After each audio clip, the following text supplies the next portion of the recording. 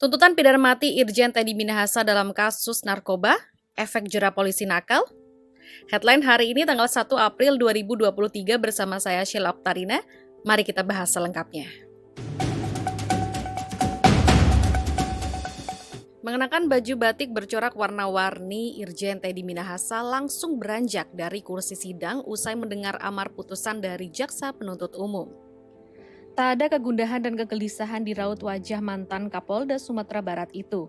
Bahkan dirinya melontarkan senyum sambil melambaikan tangan ke awak media. Usai bersalaman dengan tim kuasa hukumnya, Teddy Minahasa langsung meninggalkan ruangan dan kembali ke ruang tahanan Pengadilan Negeri Jakarta Barat. Pakar Hukum Pidana Universitas Trisakti Abdul Fikar Hajar mengungkapkan, jaksa meyakini bahwa tuntutan pidana mati terhadap Teddy Minahasa sudah sesuai dengan keadilan di masyarakat.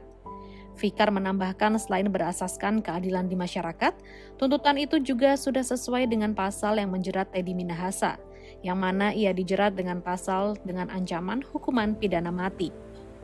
Dosen Hukum Pidana Universitas Trisakti Asmi Syahputra juga menilai hukuman mati diperlukan untuk menghilangkan kejahatan yang sudah berjalan secara sistemik. Dia juga menilai tuntutan terhadap Teddy Minahasa sudah tepat. Dia pun berharap kasus yang menjerat Teddy Minahasa dapat menjadi peringatan bagi para pimpinan aparat penegak hukum lainnya agar menghindari tindakan penyalahgunaan kewenangan alias abuse of power. Dalam tuntutan jaksa tidak ada hal meringankan yang dicatat jaksa penuntut dalam tuntutannya tersebut. Sebab Jenderal Bintang 2 Kepolisian ini adalah seorang penegak hukum yang notabene mengetahui dan sadar akan perbuatannya tersebut. Pakar Pidana Universitas Jenderal Sudirman Hibnu Nugroho menilai langkah jaksa menuntut Teddy Minahasa dengan pidana mati sudah tepat.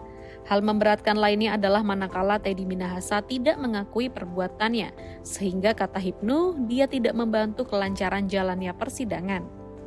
Teddy juga dinilai Hibnu tidak mendukung pemberantasan narkotika di Indonesia, padahal Indonesia saat ini sedang dalam kondisi darurat narkotika.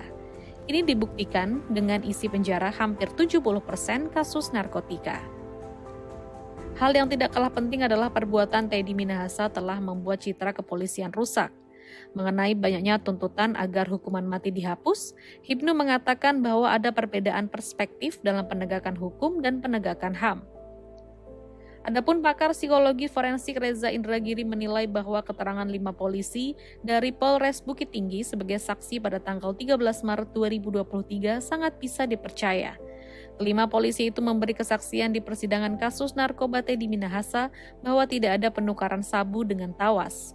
Reza menilai bahwa kesaksian 5 polisi tersebut sangat tinggi karena hadir bukan sekedar sebagai saksi biasa pada umumnya. Mereka hadir sebagai saksi yang bersentuhan langsung dengan kejadian atau objek yang menjadi pokok persoalan, yaitu mengalami dan bersentuhan langsung dengan objek dan kejadian yang sedang jadi pokok perkara adalah penukaran sabu dengan tawas. Jaksa menuntut Irjen Teddy Minahasa Putra dengan pidana mati terkait kasus penjualan barang bukti narkotika jenis sabu.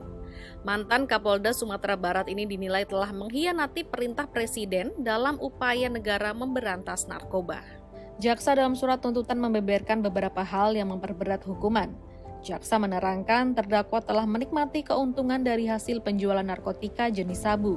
Kemudian terdakwa merupakan anggota Kepolisian Republik Indonesia dengan jabatan Kepala Polisi Daerah Provinsi Sumatera Barat, di mana sebagai seorang penegak hukum terlebih dengan tingkat jabatan Kapolda, seharusnya terdakwa menjadi garda terdepan dalam memberantas peredaran gelap narkotika. Lebih lanjut lagi, jaksa mengutarakan perbuatan terdakwa telah merusak kepercayaan publik kepada institusi Kepolisian Republik Indonesia yang anggotanya kurang lebih 400.000 personil. Selain itu, perbuatan terdakwa telah merusak nama baik institusi Kepolisian Republik Indonesia. Sementara itu, hal-hal yang meringankan tidak ada. Atas tuntutan jaksa tersebut, pengacara Irjen Teddy Minahasa Hotman Paris Hutapea memastikan kliennya akan mengajukan nota pembelaan atau pledoi atas tuntutan pidana mati terkait kasus peredaran narkoba.